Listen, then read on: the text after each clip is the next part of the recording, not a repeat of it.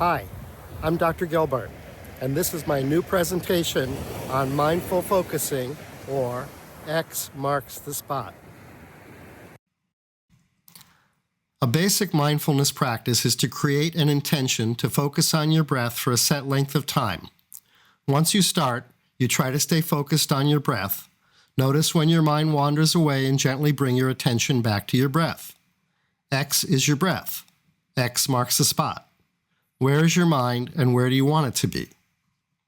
If I asked you to take a breath in, follow it down with your mind and stay focused on the sensation of your breath for one in-breath and one out-breath, you probably could stay focused on that. But if I asked you to do it for 5 or 10 minutes, your mind would likely wander. The wandering mind can be very frustrating to beginners new to meditation. Many people who try meditation give up prematurely because they think if they can't stay focused, then they cannot meditate. Just the opposite. Accepting the wandering as normal and not judging it changes everything. If we accept that it's in the nature of the mind to wander, we're on our way. There's so much we can train our mind to do. It requires patience, intention, attention, wandering away, focusing, and refocusing. We accept the tendency of our mind to get distracted, to judge, go into the past and future trip. I think everyone wants to learn how to stay focused, to focus on what we want to focus on, and also not focus on what we don't want to focus on. If you understand the concept of brain plasticity, it means that over time, we can change our brain. Just like we can work on our body to change its shape, we can train and change our brain. By taking some time to practice and train your brain, you will see long-term results.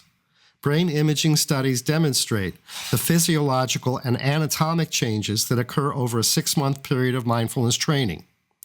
When I was in college, I ridiculed my friends who meditated. I think I had to be hit with a sledgehammer to see the benefits.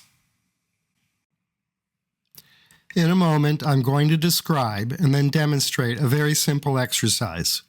This simple exercise can be the opening to a deep well of understanding that can lead to dramatic changes.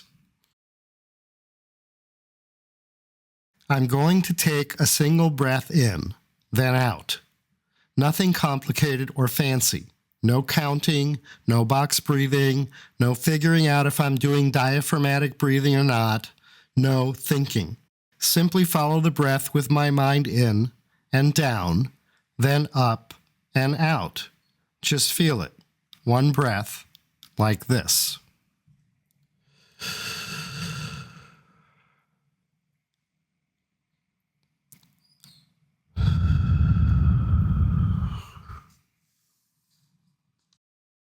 Okay, now you try.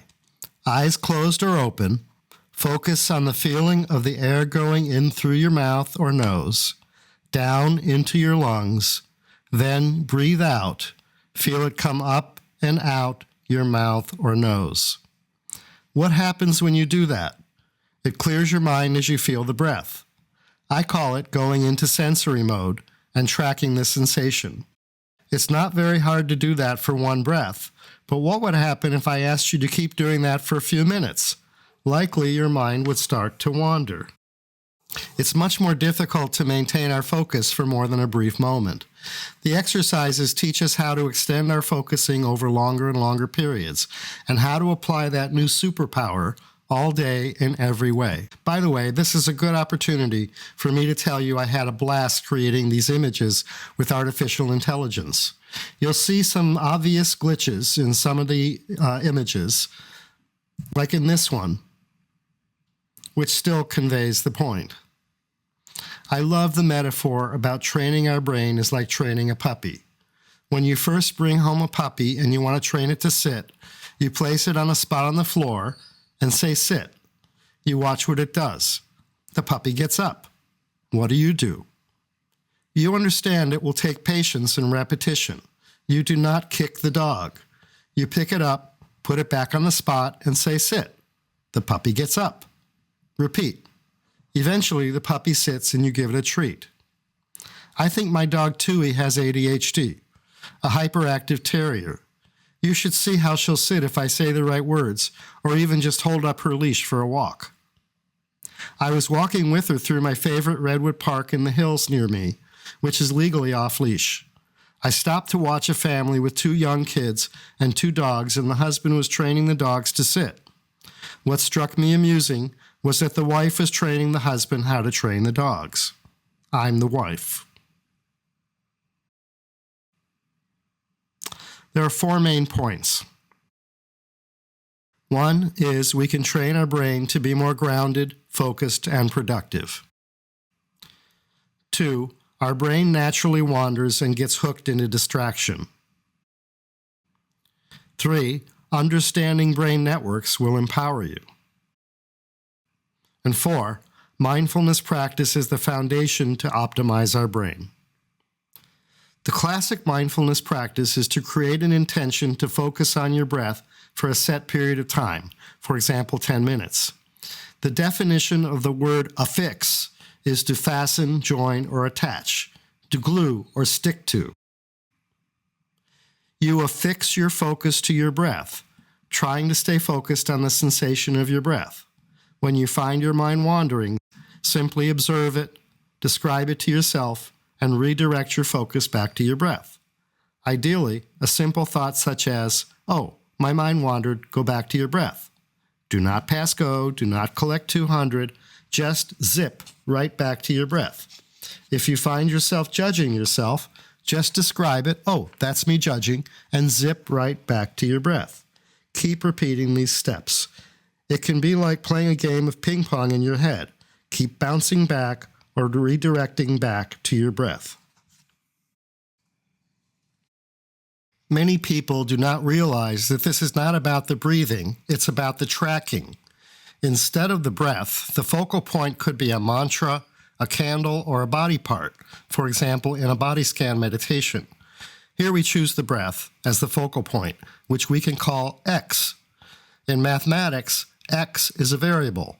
When we want to focus, X can be anything or any one we choose to focus on. We can learn to affix our focus anywhere we choose.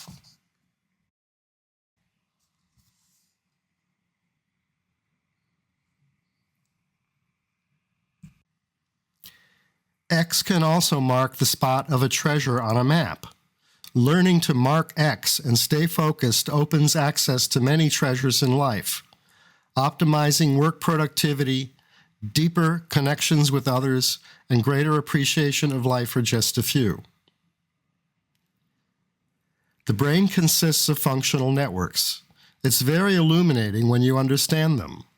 One important network is our default mode network, also known as the default neural network. It's called default because when there's nothing else to focus on, our attention just tends to wander over there. Our random thoughts. In Buddhism, the default mode network is called the monkey mind. It's full of chatter, judging, blaming, and frequently distortion. It consists of our programming from growing up. We experience it as the voice in our head.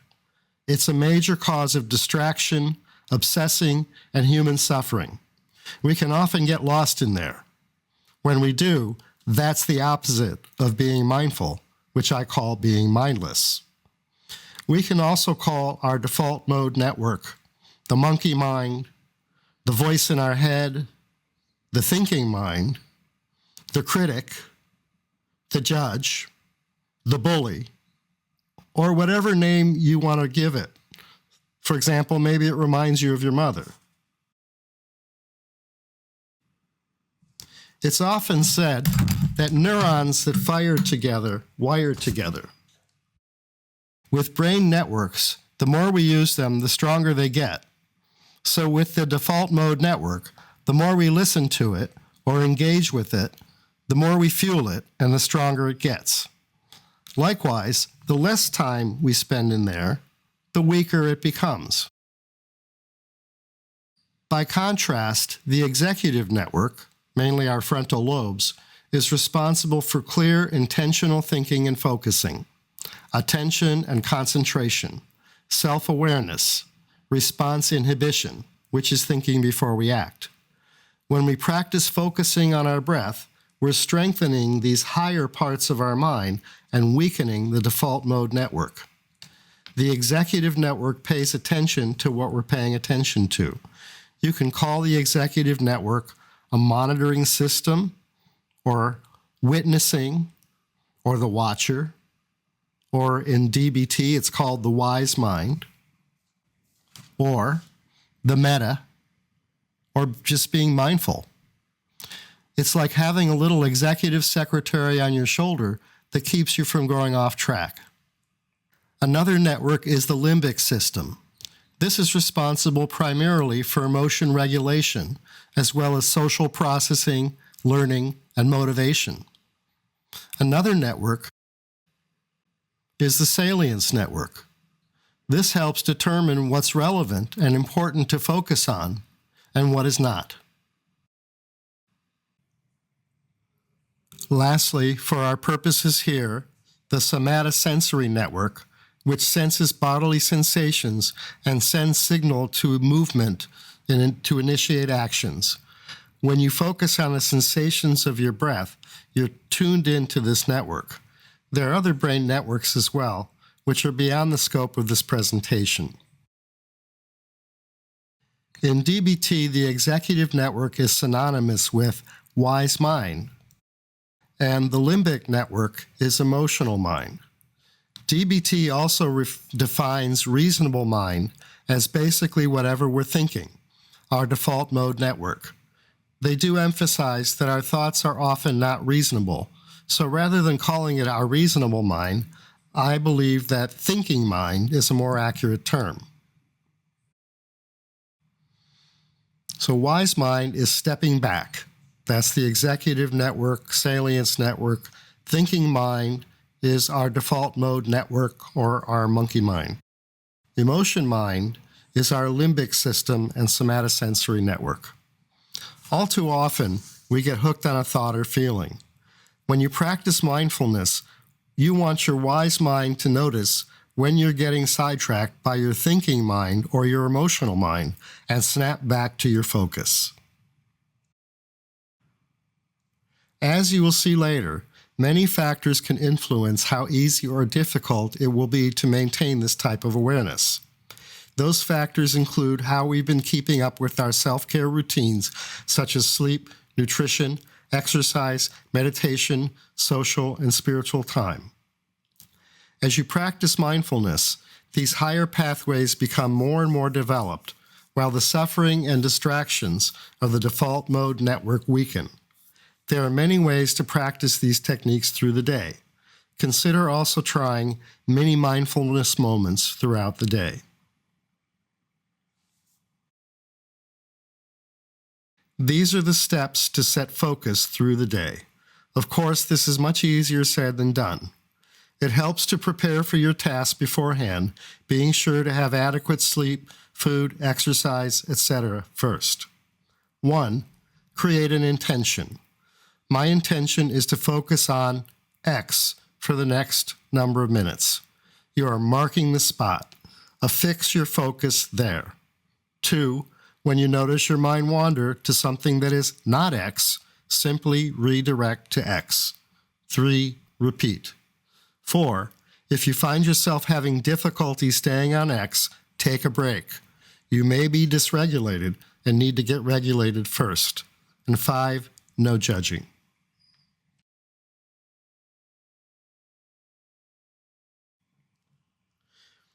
We can use these concepts to address anxiety, depression, trauma, and other emotional suffering at the core. Anxiety usually is worrying about the future. Depression, stuck in the past. In trauma, the past, present, and future all merge into one. If we create a baseline X of the breath, practicing focusing on the breath can break us out of the future tripping, out of ruminating about the past, or out of feeling unsafe. Much of that depends, however, on developing that monitoring system, the wise mind, which is asking, where is my mind and where do I want it to be? We might want to mark X as our breath. But the superpower sets in when we realize that X can be anything or anyone at any time. When we are mindfully focused on X, we feel more present, alive, productive, and connected. Examples of X could be being with a person we want to connect with, or staying focused on tasks, from spreadsheets to reading to doing our jobs, or connecting with nature, spirituality, when outdoors at a forest or beach. Just as we can define X, we can also define not X. By practicing mindfulness, we become aware of what network we are in. The more time we spend in the default mode network, listening to it in our head, the more we're strengthening it. Arguing with these thoughts also strengthens it. Redirecting from these thoughts onto another focus, or changing the channel, over time weakens the default mode network. Another helpful metaphor here is to consider your default mode network as a bully. You can especially see or hear that when you beat yourself up, blame yourself, call yourself names, or tell yourself what you should or shouldn't do. If you listen to a bully, you fuel him or her. Likewise, if you argue with them, you fuel them. What do we want to do? Walk away. This is redirecting. Talk to the hand. A thought can be like an itch. Ever notice how the more you scratch an itch, the worse it gets?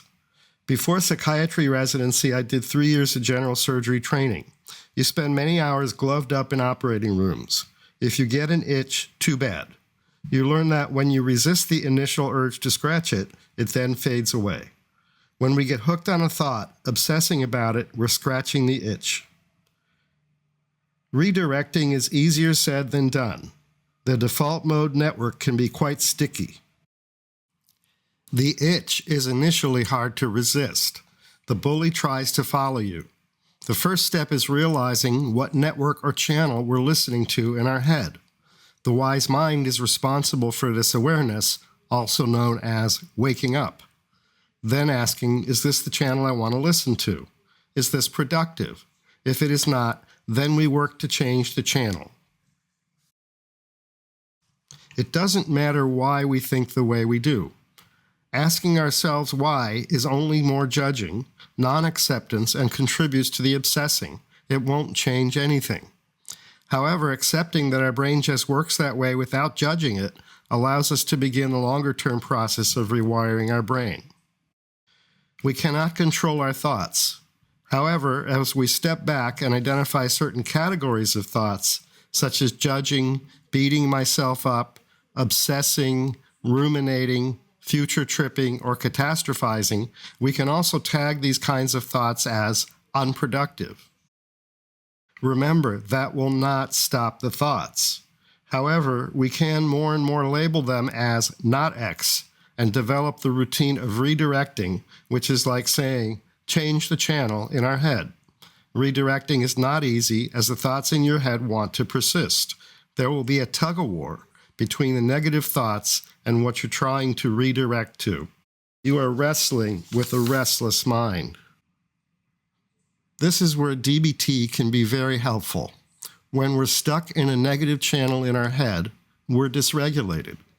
We want to acknowledge that and go to the stop tool.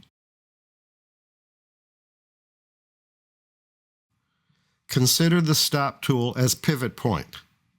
When we're dysregulated, and hopefully realizing we're dysregulated, it's very hard to decide what to do to break out of the situation. We're stuck in the dysregulation. Just decide you want to pivot. Like in basketball, if your shot is about to be blocked, you pivot. You may not know what you're going to do next, you just know you must change direction. Otherwise, you're just continuing to do something that isn't working. S is for stop what you're doing. Just freeze, don't say or do anything. Hit the pause button. T is for take a step back. O is for observe what is happening. Tell yourself you're safe. Nothing is on fire. P is proceed mindfully. In this context, think about what your options are for getting grounded regulated. Usually something to distract yourself, soothe yourself, or improve the moment. Maybe a calming audio recording or going for a walk. Rather than sit and practice mindfulness for extended periods, it's much more practical and productive to initiate brief periods of mindfulness all through the day. Frequent brief check-ins or mini mindfulness moments. Little by little, we become more present, aware, and focused. Just as you might have a workflow when you start work, we want to create a mind flow, a simple check-in that we can run through often. In simple form, in our head, it sounds like this. What's happening right now? What am I thinking? What's the voice in my head saying? What am I feeling? What am I feeling like doing? What is my priority right now? And what will get me there? Imagine if we're doing this all day long. It would be like steering your mind. With mindfulness practice, the goal is to focus on one spot and clear the mind of everything else. The mindfulness check-in is slightly different. While focusing on the present, we're also checking in with what's happening around us, what we're thinking, feeling, and what our priorities are. We all get lost in what's going on, lost in our head, our task, whatever. We forget to check in. We need real-time cues or reminders to check in. One technique is to set an hourly chime, say from 9 a.m. to bedtime on our smartphone. And when we hear the chime, it's a reminder to check in. Another, as Thich Nhat Hanh advises, is each time you get a text message, that can be a cue. We can always pause and take a breath before responding to a text. Can you think of other cues we can invent as reminders to check in? Ready to start the car, stopping at a red light, about to walk into a meeting, arriving home from work. How about doing the dishes, vacuuming, walking in the woods, swimming laps? It facilitates and saves time when you combine mindfulness practice or check-ins with other activities. This habit brings you more and more into the present moment throughout the day. The goal is to be mindful in everything we do.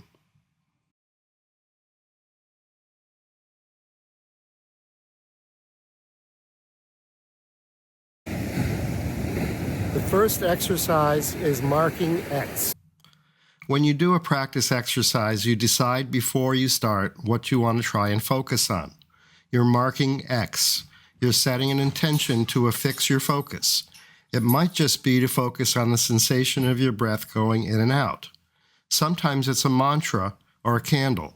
When we do a body scan exercise, X will be shifting from one body part to another.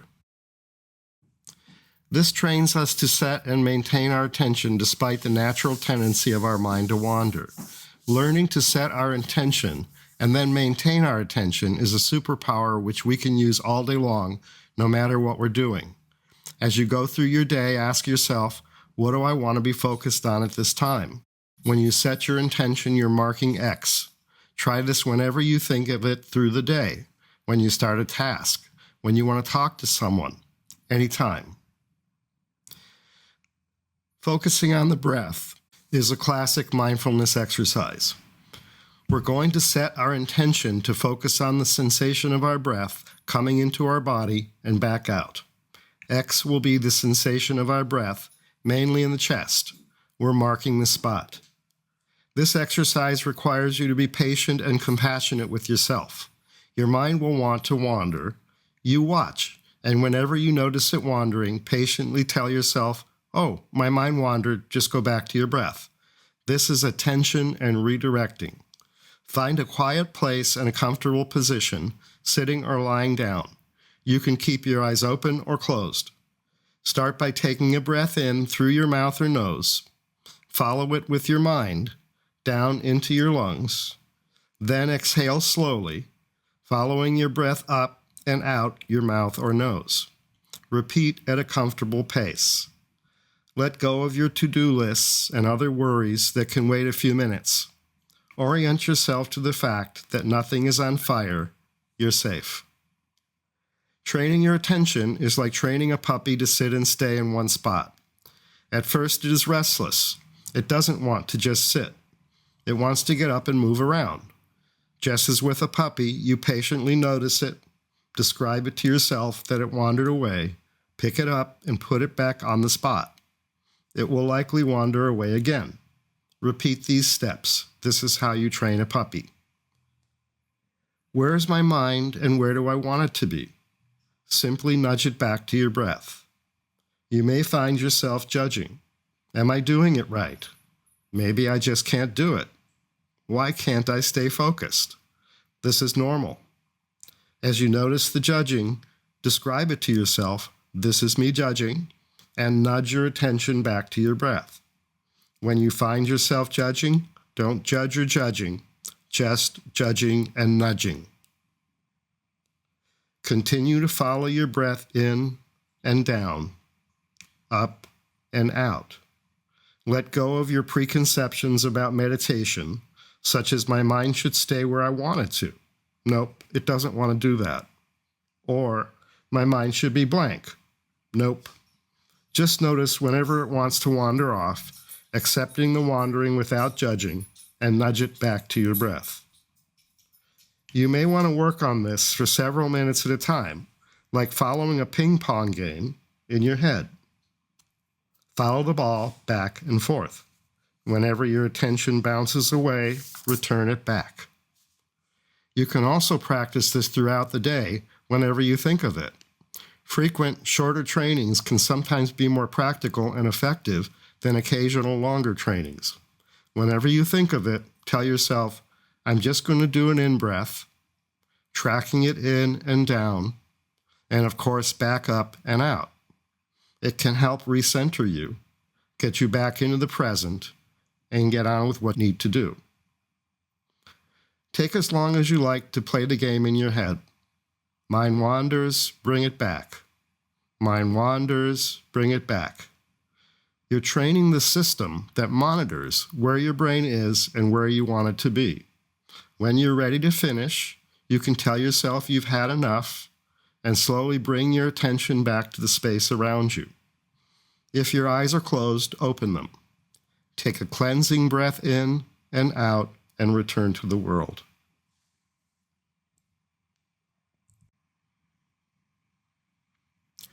A body scan is like the last exercise, but rather than trying to continuously focus on the breath, we will practice focusing on one area, then shift to another and another.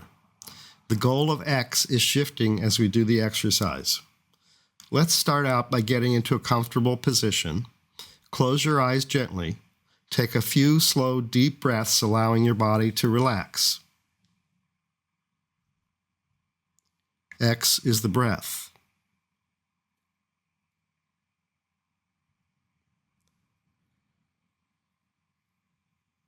Bring your awareness to the physical sensations of your breath going in and down, up and out. Allow the sensations in your body to take center stage. We will start to focus on sensations in different parts of our body from the bottom to the top. For each area that we want to focus on, notice when your mind goes somewhere else. Gently tell yourself your mind wandered without judgment and shift your attention back to where we want it to be. No judging, just nudging. When you're ready, begin by focusing your attention on your feet. You may notice some tingling, warmth, the feel of your socks or shoes, and maybe there won't be any sensations. That's okay. X is your feet.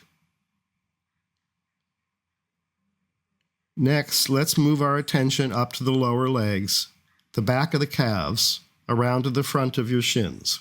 X is your calves. Feel the relaxation or the tension. Notice the differences in any areas of tension and allow those areas to simply melt and relax.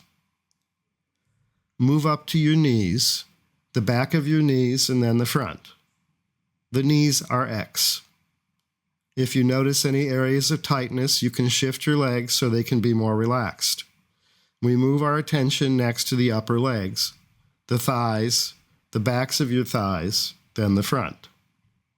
X is our thighs. If our mind wanders elsewhere or starts to analyze or judge, simply nudge your mind back to your thighs.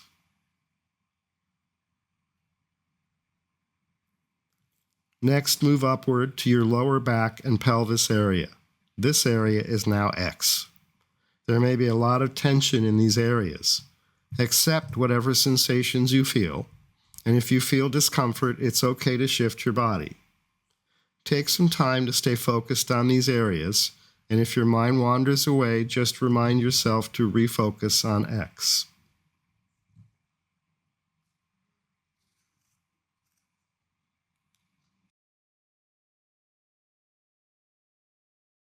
Now let's move up our back and feel the sensations of our lower and upper back. You may notice changes in your back as you breathe in and breathe out. Your whole back is X. Feel your spine, your shoulder blades, and your shoulders.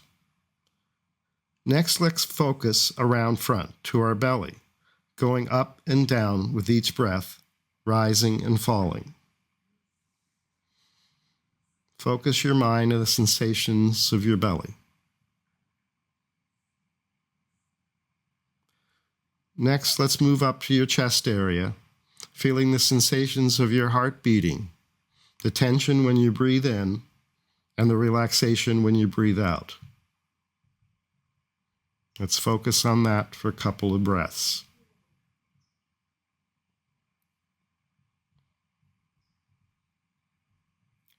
From your chest, shift your attention to your arms and hands.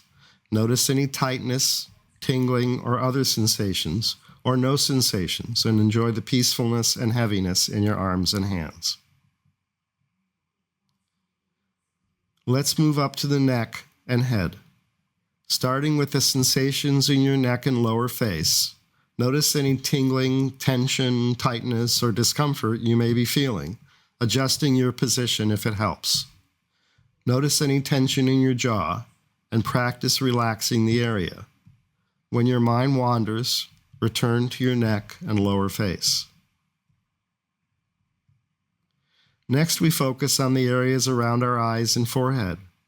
Relax your eyes, relax your forehead.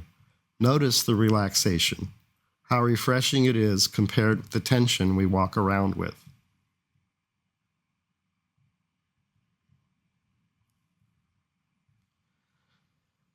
Now we want to pull our attention back, zoom out, to become aware of our whole body, from our feet to our forehead.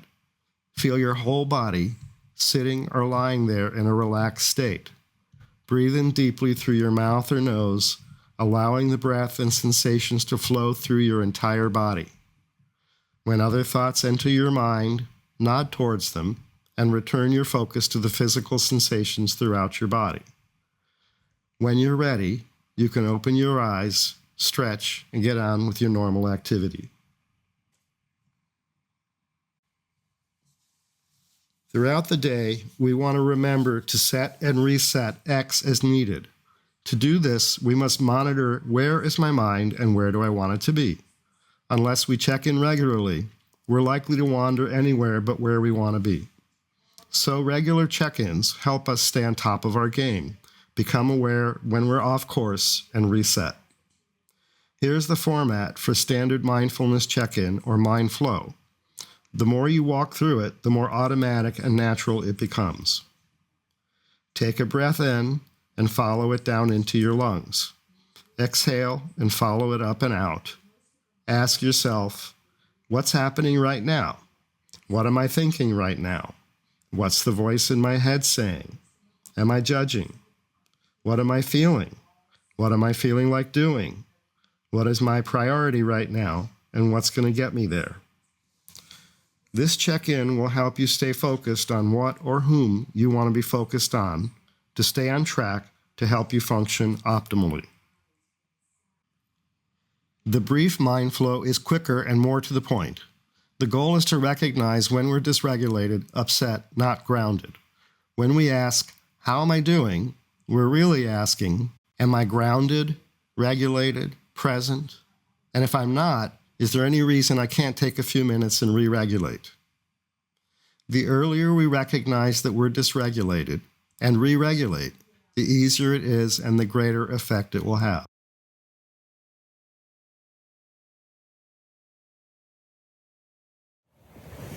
I hope you've learned some helpful information and that it will inspire you to start practicing these concepts. Thank you for listening.